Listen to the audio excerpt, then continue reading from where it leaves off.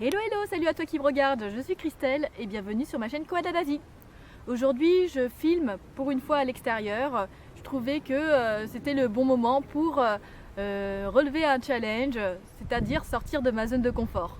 Aujourd'hui je vais te reparler de la notion du karma et t'expliquer pourquoi notre karma a un impact sur notre vie, mais également de façon générale sur la société.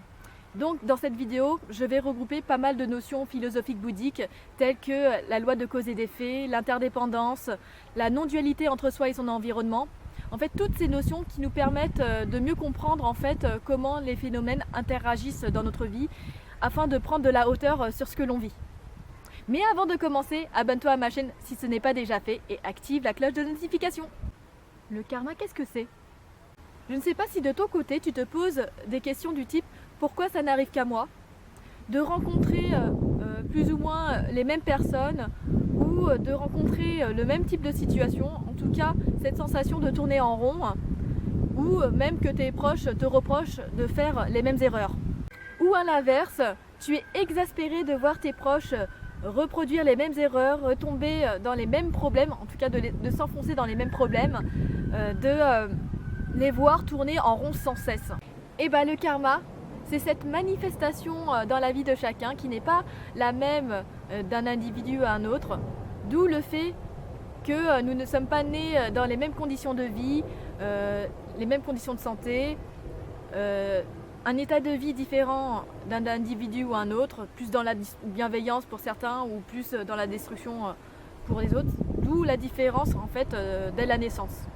Pour moi, le karma, c'est comme une boîte à souvenirs ou une valise que tu transportes à travers tes vies qui contiennent toutes tes actions, tes paroles et tes pensées, positives ou négatives, par rapport à la dignité de la vie, que tu as planté au cours de toutes tes vies passées et actuelles, ce que l'on appelle en Occident plus vulgairement la réincarnation. Et chaque cause que tu plantes dans ta vie, dans tes actions, tes paroles et tes pensées, produisent des effets qui vont se répercuter soit dans ta vie actuelle ou soit dans tes prochaines vies. C'est ce que l'on appelle la loi de cause et d'effet ou la loi de cause à effet. De façon générale, dans les religions indiennes, là où cette notion de karma est très ancrée, la réincarnation, ou autrement dit quand ton esprit reprend un autre corps vivant, les conditions de vie à la naissance, ta forme, qu'elle soit animale ou humaine, ou bien ton état de vie dominant, tout ça en fait découle de ton karma. Alors, c'est-à-dire toutes les actions, pensées et paroles que tu as plantées au cours de tes vies passées. Par exemple, dans l'hindouisme, les animaux et les insectes sont élevés au même rang que les humains, car chaque être vivant est la réincarnation passée d'un humain. Et donc il est, en tout cas dans cette croyance-là, interdit de tuer n'importe quel être vivant, et même il est conseillé de prendre soin de chaque être vivant pour avoir une meilleure vie dans la prochaine. Mais dans le bouddhisme, on parle plus généralement de la réincarnation sous forme humaine. Ainsi, personne ne peut échapper à son karma, mais on peut le transformer en réduisant les effets négatifs, en plantant de bonnes causes dans sa vie, c'est-à-dire par exemple aider son prochain, développer la gratitude, la compassion, en tout cas par l'ouverture du cœur. Et selon les différents courants bouddhistes, soit nous mettons plusieurs vies avant de tout transformer, ou soit nous pouvons transformer tout dans cette vie.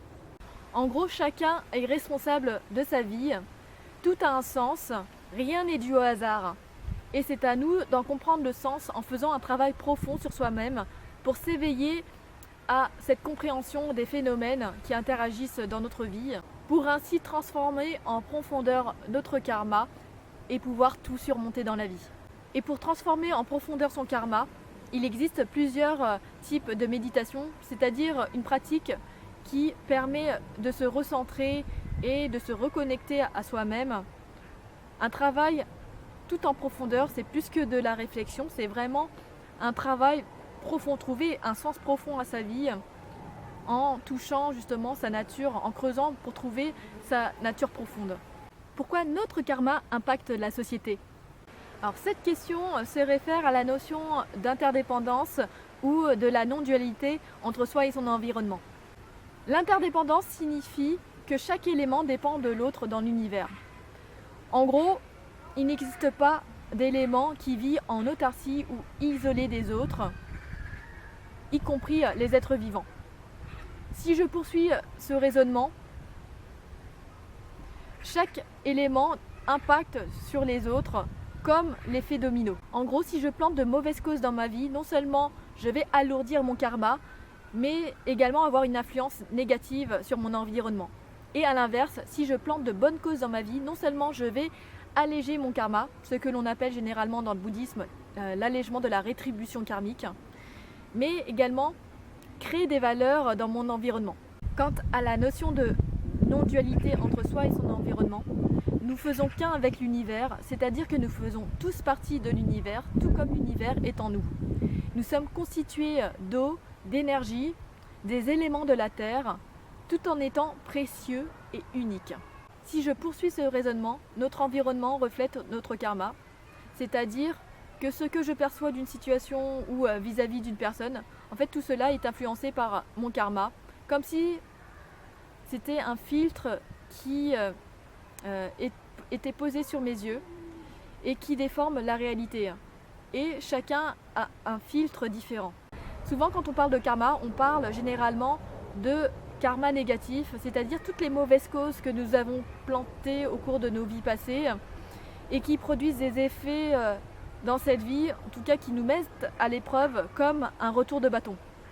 La société est le résultat d'un karma collectif composé de tous nos karmas, c'est-à-dire toutes les causes que nous avons plantées dans nos vies passées et dans cette vie-ci qui produisent ce résultat-là.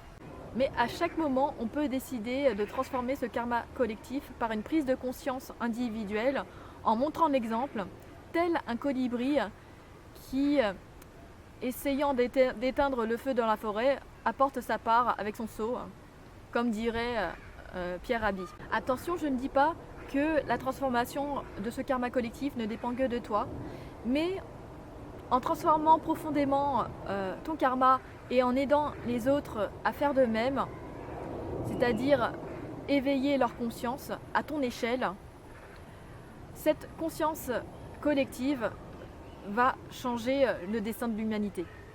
C'est tout pour aujourd'hui. Bon, cette vidéo elle était pas facile à faire parce qu'il y a eu pas mal de bruit autour de moi, que ce soit les voitures, les avions, le train qui passe parce que je suis pas très loin des transports, de la maternelle qui est à côté, des voisins aussi, et puis le vent, le soleil. Mais bon, au moins voilà, j'ai essayé de me concentrer à fond et j'espère que tout ce que je dis c'est compréhensible. Bon, si tu as des questions ou un éclairage à apporter sur ce thème, c'est-à-dire la loi du karma, n'hésite pas à lâcher un commentaire. Comme d'habitude, si tu as aimé ma vidéo, lâche un pouce bleu et dans l'idéal, partage-la. Et je te retrouve dans une prochaine. Ciao!